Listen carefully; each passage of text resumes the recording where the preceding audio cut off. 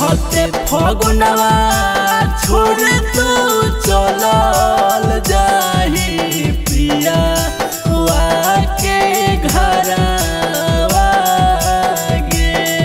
आगे चढ़ते फगुनवा छोड़ तू चलल जाही पिया के घरवा गे। आगे कैसे रहतौ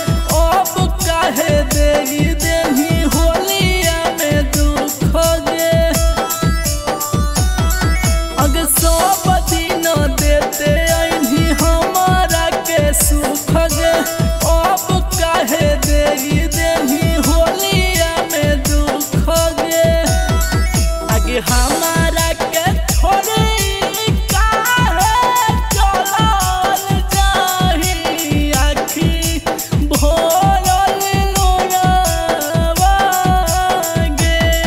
आगे कैसे रहतौ गौआ के पगला गे पगला भरवा गे। आगे कैसे रहतौ